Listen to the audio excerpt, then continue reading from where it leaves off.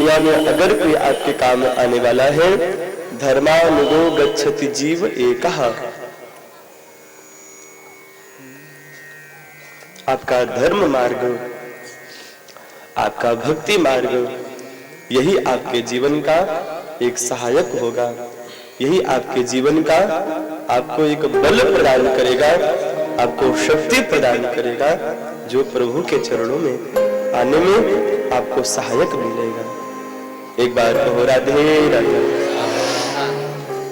आज श्री प्रभु ने श्री शंबरासुर को अपने चरण में वास दिया है, अपने चरणों में स्थान दे करके मृत्यु को सर्वमान्य रखा है और कहा है कि जो भक्त, जो प्राणी प्रभु के नाम को लेता है, जो प्रभु की भक्ति करता है, उसको मौत से भी डरने की आवश्यकता नहीं है, दुख से भी घबराने की आवश्यकता नहीं है। हर पल हर समय प्रभु पर विश्वास रखो, प्रभु पर भरोसा रखो। हम सब उनके संतान हैं, हम सब उनके बच्चे हैं। कभी वो परमात्मा हम सबको निराश नहीं करेंगे, उदास नहीं करेंगे, इस पर भरोसा रखो। दुनिया के लोगों पर भरोसा रखोगे, वो भरोसा टूटना ही है महाराज। लेकिन अगर आपने इस पर भरोसा करी तो वो भरोसा ये कभी टूटने नहीं देगा। ये बात सत्य है कि ये छलिया है, ये कपटी है। गोपियों ने भी कहा, कृष्ण तू छलिया है, तू कपटी है, तेरे पर कोई विश्वास नहीं है। लेकिन हाँ कृष्ण, मुझे तुझ पर एक गर्व है, क्या कि तू कभी किसी का भरोसा नहीं तोड़ता, तू कभी किसी का विश्वास नहीं तोड़ता है। तुझसे जो प्रेम कर लेता है, उस प्रेम को तू जिंदगी भर निभाता है। यही तेरे अंदर एक खासियत है। एक बार कहो राधे राधे।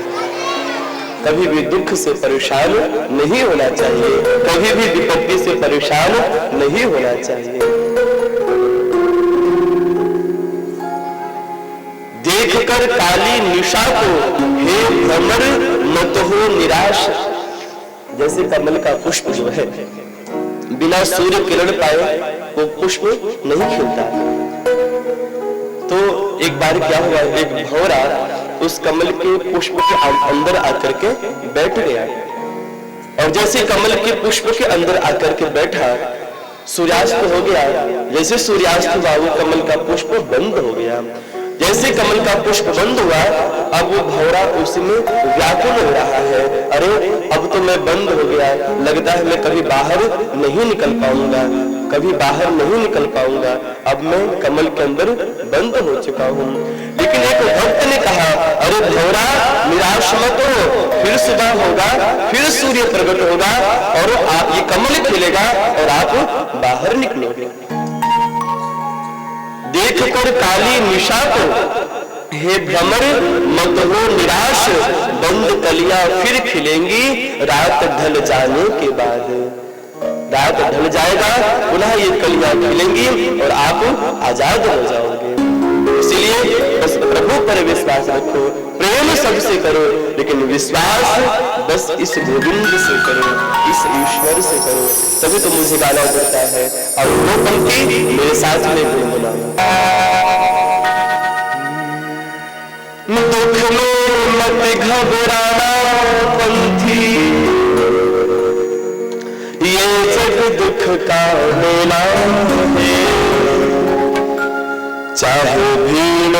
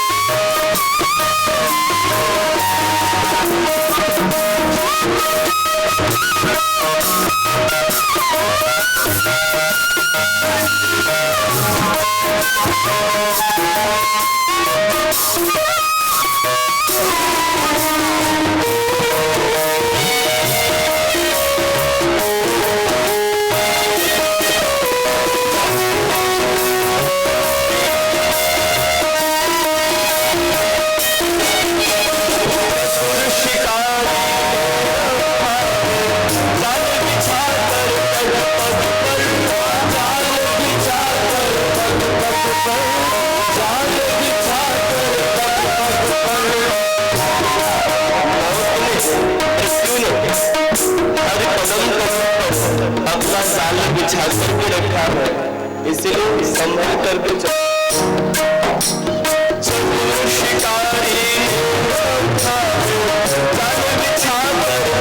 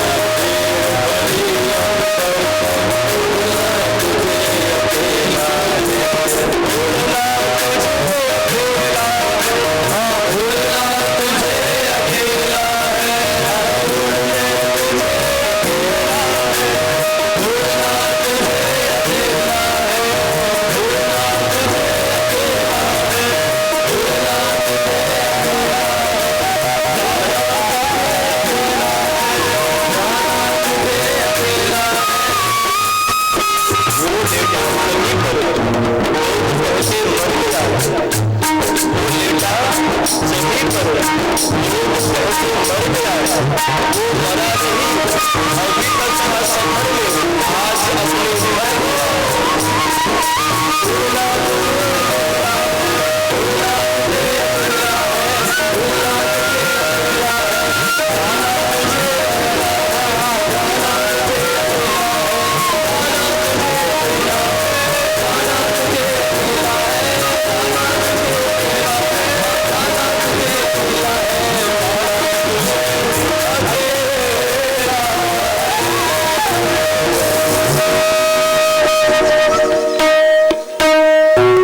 अकेला ही आता है और अकेले ही उसको जाना पड़ता है। राधे राधे। काहे सुस्त हो गए? जो पीछे वो भी जोर से बोलेंगे राधे।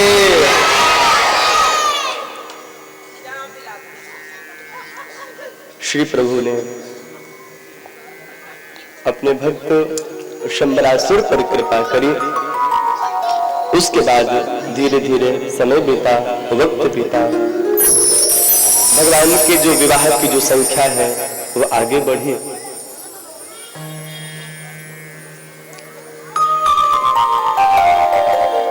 प्रभु का एक विवाह संपन्न हुआ।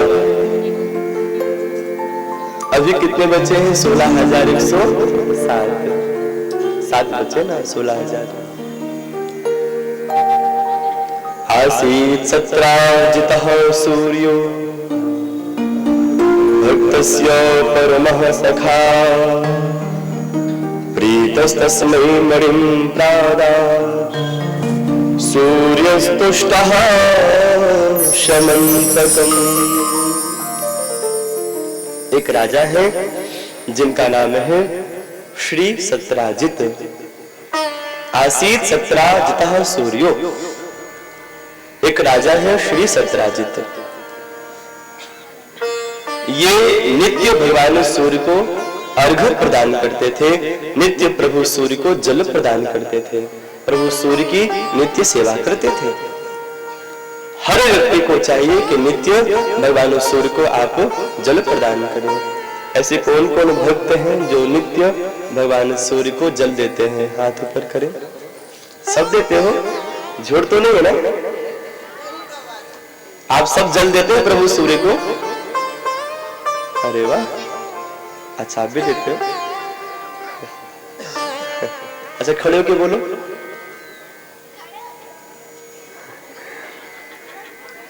एक छोटा सा बच्चा बोल रहा है। नहीं बस बच्चे खड़े हो। नहीं, जिसने कहा हम नहीं देते।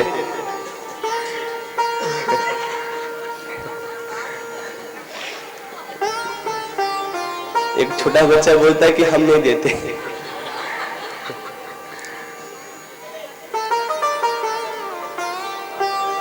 श्री प्रभु ने बहुत अच्छा है, आप सब नित्य प्रभु सूर्य को जल दिया करो। नित्य अपना नियम बना लो कि रोज सुबह उठकर सबसे पहले प्रभु सूर्य को आप जल प्रदान करें। तो श्री सत्राजित नित्य भगवान सूर्य को जल देते थे। और एक दिन ऐसा आया कि प्रभु सूर्य प्रसन्न हो गए, और प्रभु सूर्य प्रसन्न होकर के प्रभु सूर्य ने सत्राजित राजा को एक सुंदर सी मणि दी है। उस मणि का नाम है शमंतक मणि। और एक दिन क्या हुआ, उस मणि की एक विशेषता है। क्या? ये मणि रोज 1.25 मन सोना देती है। रोज 1.25 मन सोना ये मणि अपने अंदर से देती है। ऐसी मणि को पाकर सत्राजित बहुत धनवान राजा हुआ। और एक दिन क्या हुआ, जब कृष्ण को ये खबर लगा कि इस राज्य में एक राजा है सत्राजित, उनके पास ऐसी मणि है जो मणि रोज 1.25 मन सोना देती है, चले हम कुछ बात करके आते हैं। अब क्या हुआ, श्री कृष्ण सत्राजित के पास आए और कहा, सत्राजित मैंने सुना है आपके पास ऐसी मणि है जो मणि रोज 1.25 मन सोना देती है, क्या ये बात सत्य है? सत्राजित ने कहा, हाँ कृष्ण ये बात सत्य है, मेरे पास ऐसी मणि है जो मणि रोज 1.25 मन सोना देती है। कृष्ण ने कहा, सत्राजित मेरी एक बात मानोगे? हाँ बोलो।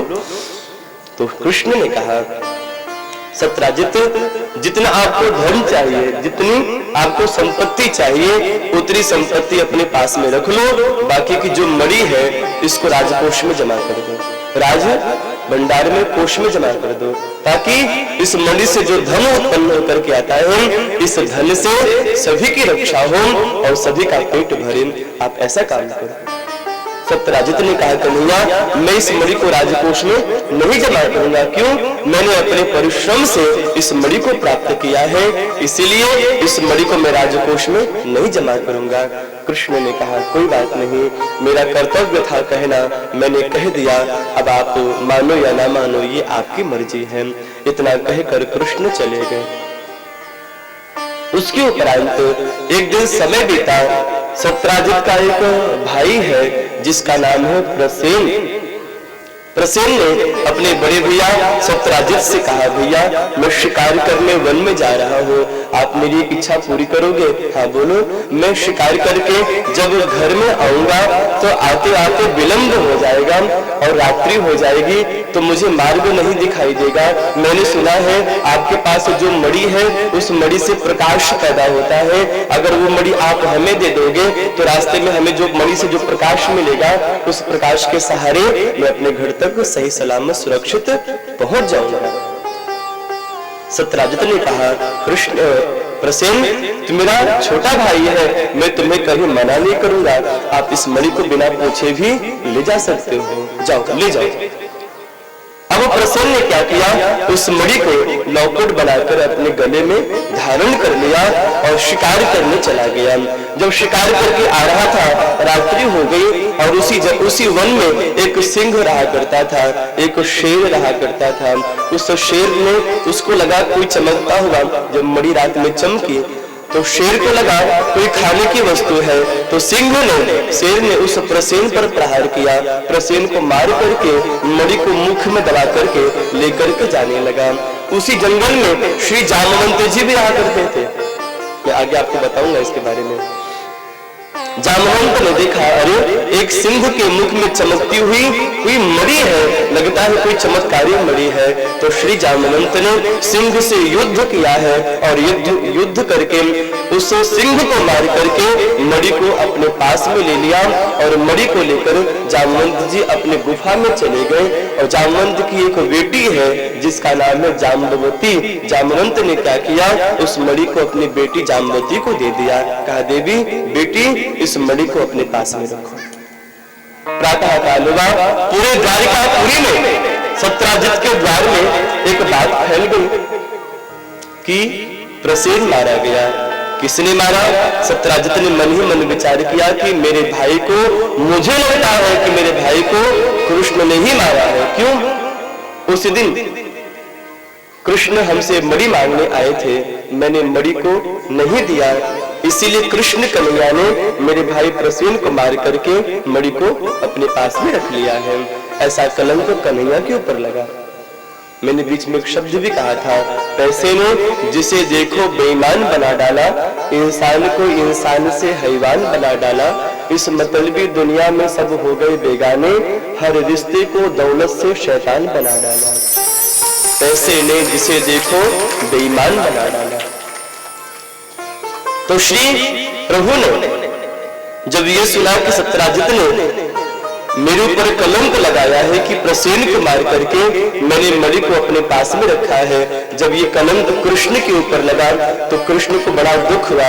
अरे मैं तो बस मणि मांगने गया था, वो भी सबके कल्याण के लिए, लेकिन आज सत्यराजित ने मेरे ऊपर से कलंक लगा दिया।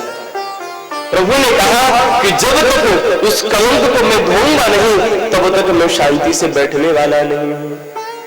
अब श्री प्रभु उसी वन में चले गए जिस वन में प्रसेन मारा गया था। प्रभु ने क्या देखा, प्रसेन का शरीर वैसे ही पड़ा हुआ है। उस प्रसेन के शरीर के बगल में सिंह शेर के पद चिन्ह दिखाई दिए। उस चिन्ह को देखते देखते प्रभु आगे बढ़े हैं। प्रभु ने क्या देखा, सिंह भी मरा हुआ है। अब उस सिंह के बगल में भालू के पद चिन्ह दिखाई दिए। जामवंत जी के जो हस्त पाव है वो भालू के सदृश है। तो भालू के चरण चिन्ह को देखा, उस चिन्ह को देखते देखते श्री प्रभु एक गुफा में प्रवेश कर गए। और जैसे गुफा में प्रवेश किया, प्रभु ने क्या देखा, एक सुंदर सी नारी, एक सुंदर सी युवती अपने हाथ में मणि को लेकर के बैठी हुई है। प्रभु मन ही मन बड़े प्रसन्न हुए। अरे यहाँ पर तो मैं एक मणि लेने आया था, यहाँ पर तो दो दो मणि दिखाई दे रहे हैं, एक तो शमंतक मणि और एक ये कन्या रूपी मणि। पहले किस मणि को हासिल करूं? प्रभु ने अपने लक्ष्य को प्रथम रखा और उसी बीच प्रभु ने उस कन्या के हाथों से मणि को लेना चाहा। जैसे मणि को लेने का प्रयत्न किया, उसी बीच उस जामवती ने, उस युवती ने जोर से हल्ला मचाया, पिताजी रक्षा करो, पिताजी रक्षा करो, कोई पर पुरुष मुझे स्पर्श कर रहा है, पिताजी रक्षा करो। जामवंत ने अपनी बेटी की आवाज को सुना, अरे मेरी बेटी को कोई परेशान कर रहा है, कोई स्पर्श कर रहा है। जामवंत जी दौड़ते दौड़ते अपने गुफा में आए। क्या देखा, एक सुंदर सा पुरुष सामने खड़ा हुआ था। कहा, अरे भैया आप कौन है जो मेरी कन्या को स्पर्श कर रहे हैं? तो कृष्ण ने अपना परिचय दिया कि मैं द्वारिकाधीश कृष्ण हूँ, आपकी कन्या के हाथ में जो मणि है वो मणि हमारी है, उस मणि को आप हमें दे दे। जामवंत ने कहा, कृष्ण इस मणि को एक शर्त पर ही दूंगा। शर्त क्या? अगर आप हमसे युद्ध करेंगे, युद्ध में अगर आपने हमें हरा दिया तभी ये मणि मैं आपको दूंगा। भगवान ने कहा, मंजूर है। मणि को प्राप्त करने के लिए मैं कुछ भी कर सकता हूँ। और आज श्री प्रभु ने, जामवंत ने और कृष्ण कन्हैया ने आपस में युद्ध किया है। युद्ध कैसा? मलयुद्ध। मलयुद्ध किसे कहते हैं? सूर्य प्रकट हुआ, युद्ध आरंभ, सूर्यास्त होते ही युद्ध विश्राम, फिर दोनों योद्धा एक थाली में बैठकर भोजन करते हैं। जामवंत जी भी ऐसे युद्ध करते हैं। सुबह युद्ध आरंभ होता, जैसे सूर्यास्त होता युद्ध विश्राम कर देते और कृष्ण जामवंत दोनों बैठकर एक थाली में भोजन भी करते। कभी भी भोजन को खाना नहीं भूलना चाहिए। खाना तो पशुओं का चारा होता है महाराज, भोजन को भोजन बोलो। जब कच्चा अन्न पक जाता है उसे खाना कहते हैं। जब वो खाना थाली में परोस दिया जाए तो भोजन कहलाता है। जब वही भोजन भगवान को भोग लग जाए तो वो प्रसाद बन जाता है। जब वही प्रसाद कोई संत महात्मा ब्राह्मण ग्रहण कर ले, वही प्रसाद महाप्रसाद बन जाता है, महाप्रसाद का रूप धारण कर लेता है। एक बार कहो राधे राधे। तो श्री प्रभु ने भयंकर युद्ध किया है।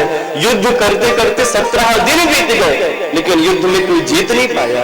18वें दिन प्रभु ने सोचा अब अधिक विलंब करूंगा तो लोगों का शक सही हो जाएगा। तो 18वें दिन श्री प्रभु ने जामवंत के हाथ को पकड़ करके झटका मारा है, मुष्टिका बांध करके वार किया है। और जैसे वार किया है, जामवंत जी मूर्छित होकर के जमीन पर गिर गए। और जैसे ही जामवंत जी मूर्छित होकर के जमीन पर गिरे, प्रभु ने विचार किया कि मैं मणि को लेकर के भाग जाऊं, लेकिन नहीं, पहले मैं इसको जीवित करूंगा, इसको होश में लाऊंगा। तो श्री प्रभु ने जल का सिंचन करके उस जामवंत को सचेत अवस्था में प्रकट किया। जामवंत जी को होश आया। प्रभु ने कहा, जामवंत जी अब आप युद्ध में हार चुके हैं, इस मणि को आप हमें दे, अब मुझे द्वारिका में भी निकलना है।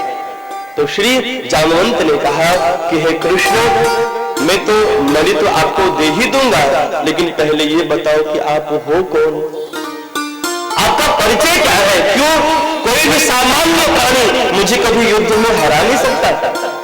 मेरे पास अद्भुत शक्ति है। जो जीव जन्म लेकर के आया है, ऐसा जीव जन्मा प्राणी मुझे कभी युद्ध में हरा नहीं सकता।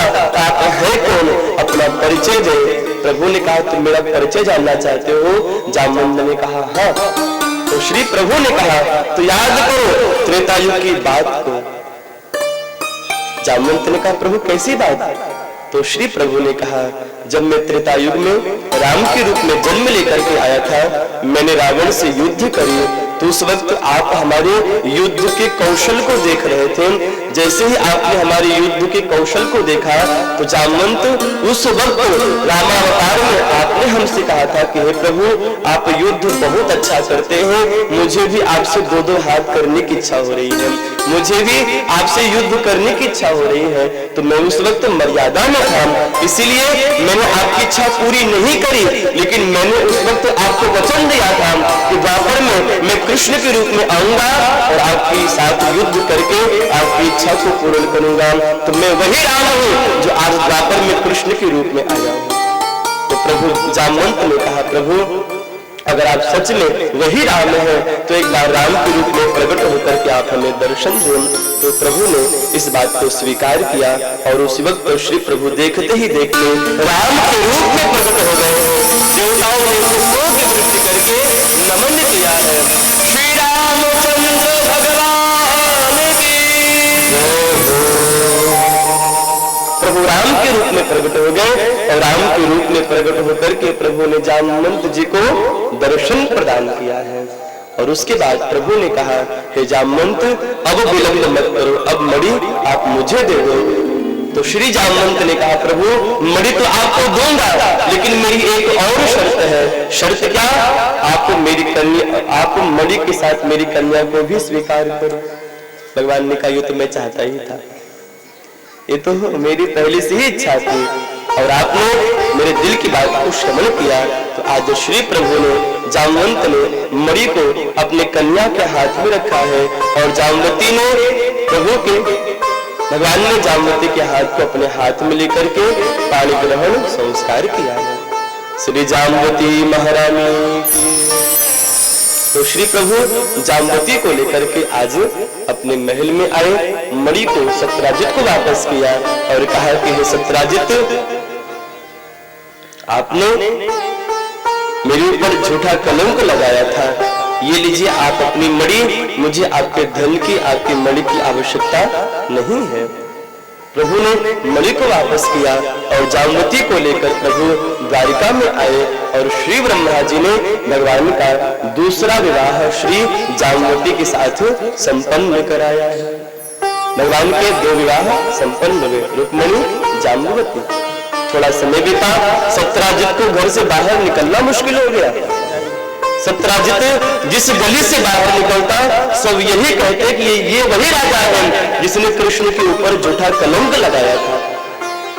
तो सत्यराजित को घर से बाहर निकलना मुश्किल हो गया। एक दिन क्या हुआ, सत्यराजित की पत्नी ने कहा, स्वामी समाज में आपका अपमान हो रहा है, सब आपको बुरा बुरा कह रहे हैं, अब इसका एक ही उपाय है, क्या अपनी जो बेटी है ना सत्यभामा, इसका विवाह कृष्ण के साथ कर दो, कृष्ण को अपना दामाद बना लो, आप ससुर जी बन जाओ, तो लोग आपका अपमान नहीं करेंगे, आपका सम्मान करेंगे। सत्यराजित ने कहा, हाँ कन्हैया, हाँ देवी, ये बात बिल्कुल सत्य है, अब मैं विवाह का प्रस्ताव कृष्ण के सामने रखूंगा। तो रात्रि के समय श्री सत्यराजित अपनी पत्नी को लेकर के, अपनी पुत्री को लेकर के कृष्ण के द्वारिकापुरी में गए हैं, हाथ जोड़ करके अपनी करनी को प्रायश्चित किया है। हे प्रभु, मैंने जो किया मुझसे अपराध हुआ है, अब कृपा करके आप हमें क्षमा करें और मेरी बेटी सत्यभामा के हाथ को स्वीकार करें। भगवान ने कन्या का परीक्षण किया, हाँ पढ़ी लिखी है महाराज, सत्यभामा सबसे अधिक पढ़ी लिखी है, इसीलिए श्री प्रभु ने योग्य कन्या समझ करके उनके मान सम्मान की रक्षा के लिए श्री प्रभु ने सत्यभामा का हाथ अपने हाथ में लेकर के उनके पूर्ण मान सम्मान की स्थापना की और श्री ब्रह्मा जी ने भगवान का तीसरा विवाह सत्यभामा के साथ संपन्न करवाया है। श्री सत्यभामा महारानी की जय। पहला विवाह रुक्मिणी, दूसरा विवाह जाम्बवती, तीसरा सत्यभामा। धीरे धीरे समय बीता। एक समय क्या हुआ, अर्जुन और श्री कृष्ण रथ पर बैठ करके जमुना की ओर यात्रा कर रहे थे। अचानक मार्ग में मां मिल गई, मां श्री देवकी मिल गई। मां ने कहा, कृष्ण कहाँ जा रहे हो? तो श्री कृष्ण ने कहा, मां मेरे मन में एक इच्छा है, क्या मैं विवाह करना चाहती हूँ। मां देवकी ने कान पकड़ करके मरोड़ दी, अरे कन्हैया 3 दिन है गए, अभी शांति नहीं मिल रही है, कितनों करेगो? तो श्री कृष्ण ने कहा, मां एक कन्या थी और है जाए। कौन? जमुना की कन्या थी, मुझे जमुना से विवाह करना है। तो आज कृष्ण और मां दोनों आपस में बात कर रहे हैं। कैसी बातें कर रहे हैं? आइए दो पंक्ति सुनिए। कृष्ण ने अपनी माँ से कहा,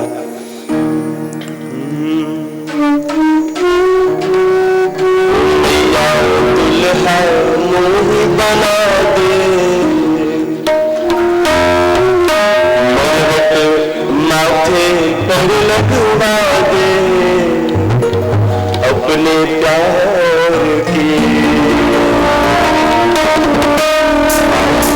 दुल्हनिया।